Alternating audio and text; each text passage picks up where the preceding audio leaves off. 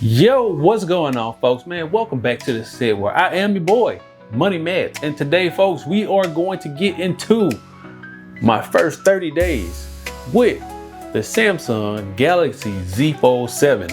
This is a brand new fold, folks. This is not the fold of the past where it was more of a luxury item versus something that was actually practical.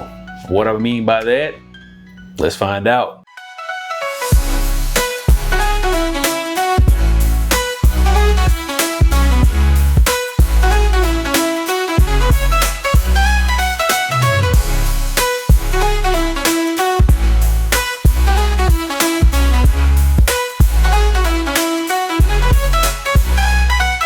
So for the last 5 years, my pockets and my backpack have kind of been at war, so to speak. I've been stuck in this constant tug of war between phones that was, number one, easy to carry, but not so much of a pain to work on.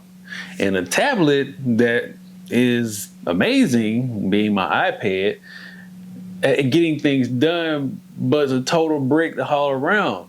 In a sense, they're not that heavy, but it's more cumbersome than anything when you have your laptop too.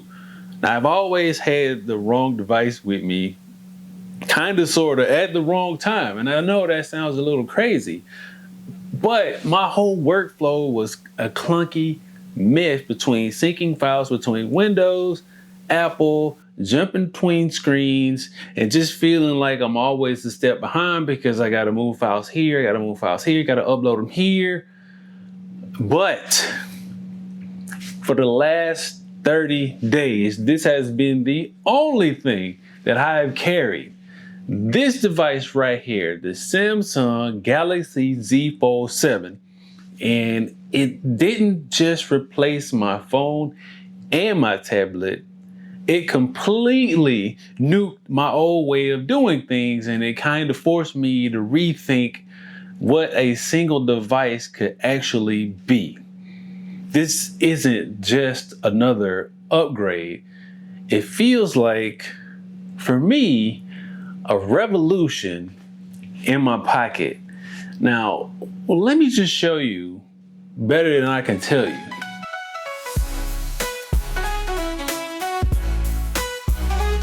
Now, the first thing you actually notice about the Fold 7 isn't the big folding screen. It's what it feels like when it's actually closed. For the first time, a fold feels just like a normal phone. Now, in previous models, I've always had the thick and heavy prototype vibes when it came to the Fold 4, 5, 6, and the 7. But this time, they put a little magic in the inside of this. It's really an engineering marvel if you really think about it, because it's just 8.9 millimeters thick when folded, and it only weighs 215 grams, which is lighter than a lot of the other regular flagship phones, including the Samsung Galaxy S25 Ultra. Now, we're not even bringing the iPhone into this conversation because we all know it's a brick anyway. But the thinness is what really changes the game for this device. It means the most for me in terms of a device. It's just like I'm using a regular phone, but the outside screen, 6.5-inch cover screen, has the perfect shape for one-handed use, letting me fire off text, well, not necessarily scroll social media, but if I wanted to, I could have, take calls, interact with people on YouTube, all without opening my phone and all without compromising the skinny screen that the previous versions and most other folding phones have. This makes it not just a afterthought when it comes to using this device. But then we talking about the other factor. When you unfold this device, The huge 8-inch main display turns this from a phone into a real productivity machine. Now, this is where my daily grind completely transformed. With Samsung's AI feature powered by none other than Google Gemini, multitasking just seems effortless. I can do things on one side of the screen, like check my emails, watch YouTube, compose a script for my videos, compose my thoughts, all with simplistic clicks and no muss, no fuss. Now, that's a level of efficiency that I used to need from my laptop. And now it's all happening on a device that actually slides into my pocket, and it's the promise that foldables have been making for years. And Samsung, well, a lot of the other overseas manufacturers have had these before, but Samsung finally took it serious, and I can honestly say that they have delivered on that promise. So sometimes it takes a while to build a plane, and sometimes you have to build a plane while you're flying in it. And Samsung chose that route. And this model right here, I can honestly say that we flying now. So let's talk about the elephant in the room for every foldable ever made. And that is the crease. It's always been that unspoken compromise, that wrinkles, that futuristic, that dream that we all have when we talk about a foldable device. They always say, oh, it's there, and you get used to it. And yes, we did. The crease was right down the middle of these previous devices, and we always knew it was there, but we trained our brain to just get used to it. Well, with the Fold 7, that crease is basically a ghost. And that's just not me being dramatic. For all practical purposes, you just really don't see it anymore, because Samsung's new hinge technology is a mechanical masterpiece. It lets the screen unfold in a way that it erases the distracting valley that was in the middle of our devices and makes it seem almost non-existent. When you rub your fingers across this 8-inch AMOLED panel, it feels like a smooth single piece of glass. And folks, I'm just telling you, that ain't no cap. And this, my friends, is just not about the looks. It makes using the phone better. Watching movies on this device is way more immersive without that line bending the reflections. The hinge itself feels incredibly solid and satisfying when you open and close the device. Now, I must say, it is kind of hard to open the device due to the magnets on both sides of the device. But once you open it, you feel the sturdiness and the engineering that Samsung has put into making this crease really non-existent. Now, the depth of the crease is the single biggest hardware win here. Maybe. Man, I think it is. Because it makes every other foldable device feel outdated, like instantly when we got this device.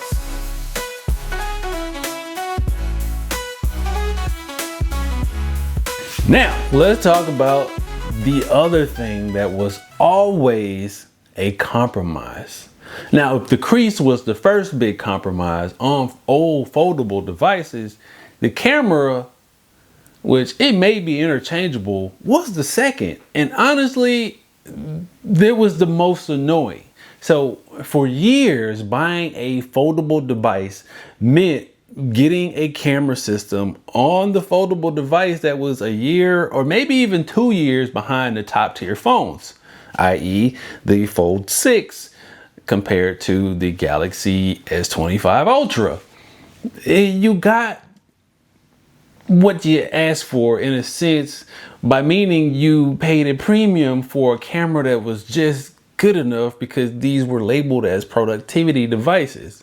So it was the one thing that always kept me from like completely going all in on a foldable. It was one of those things that was just a drawback because I do a lot of things where I take a lot of pictures, and yeah, that was one of those holdbacks for me. The Galaxy Z Fold 7 completely flips that script on this device. This phone finally has a camera that is a reason to actually upgrade the device. Not a reason to hesitate, it's a reason to actually upgrade from previous foldable devices, as if the crease didn't already get you. Now, Samsung went all out and gave it a 200 megapixel main camera. Here, the same caliber sensor that is on its flagship S25 series phone.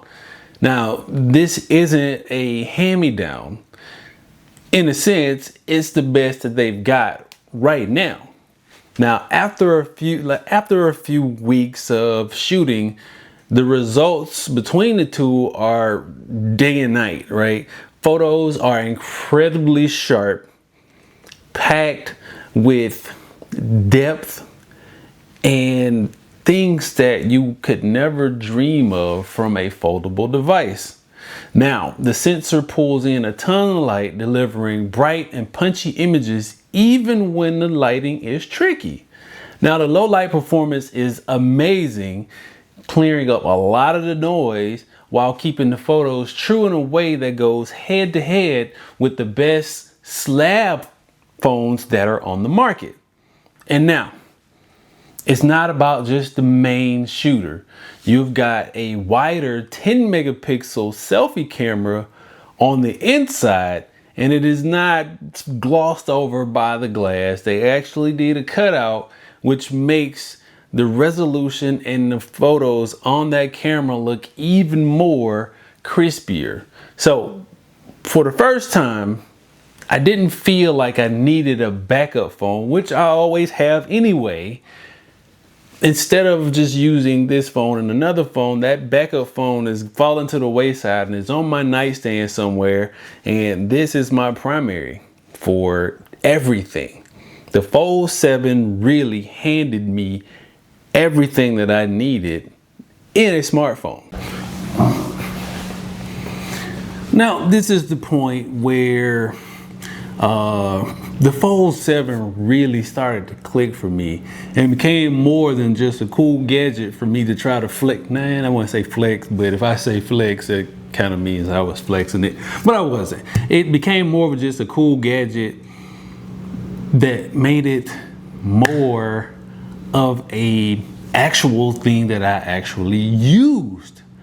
Now, if you think this deep dive is really helping you out in making that solid decision on whether the Fold 7 is actually for you, hit that like and subscribe button, man. I got so much more to share about this phone, and others would like it if you were to hit that like button. It propels the video further in the algorithm to get it out to more people, and I'd love to have them join the conversation as well as you. So thanks for that.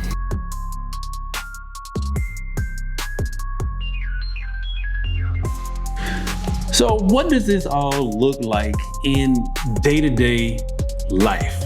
Now, my morning normally starts somewhat early. When I grab the Fold 7 closed on my nightstand, I'll grab it and go help get the kids ready for school, check some emails, all on the front screen, right? I use it to scan my notifications to see what I missed overnight. I look and see how my sleep score went from my Galaxy Ring. I check the weather, all sorts of things, all with one hand. Now, later on in the day, while waiting in the car line to pick up the kids from school, which I have really about an hour to just do nothing but wait because the line is so god-awful long, but I digress. I unfold it to its 8-inch glory to watch a few shows, write some scripts, and everything just happens so seamless. The nearly creaseless device makes it an awesome media consumption device, which helps me pass the time. And on the weekend, it's my go-to camera, phone, whatever I need during the weekend. But primarily, if we're at Disney, I'm shooting with this device. Now, that 200 megapixel sensor that captures incredible photos of my kids, me, my wife, Mickey Mouse at Disney, they all come out sharp enough to print. Actually, I could blow them up. Something I never would have said about a foldable phone before. Now, it just blends into every part of my life, from, I would say work, but not so much work, because I don't work, I'm retired. Anyway, play, and everything else that I need this device, all with one fold.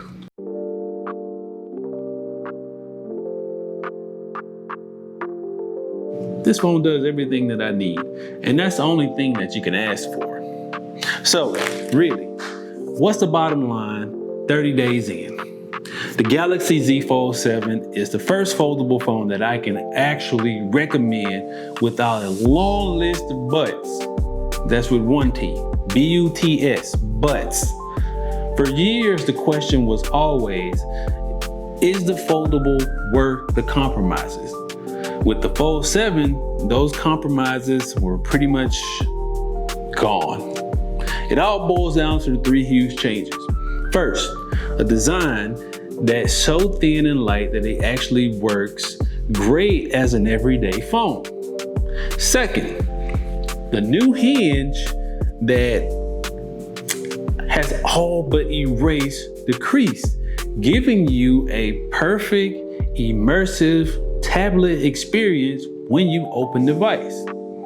And finally, third, it has a true flagship camera system that means you do not have to choose between a folding screen and an amazing photos. This is the phone for the person who wants to really simplify their tech life. It's for that power user who wants a crazy productivity, the tech lover who wants to be on the cutting edge of technology, who wants to be the first to have these new things, right? That's me. And anyone else who is just tired of carrying two different devices to serve two different purposes. Of course, again, with the price tag of this device and what it is, it's not for everyone. The price, again, is still a significant hurdle. And if you just need the basics, a regular smartphone is still a smarter buy for you at this point. But if you've been sitting on the sidelines waiting for Coach to put you in the foldable revolution that we are witnessing right now, waiting for a device that finally gets it right without asterisks, this phone is it. Trust me when I tell you, the Galaxy Z Fold isn't just the best foldable of 2025, even though we haven't got the Pixel yet.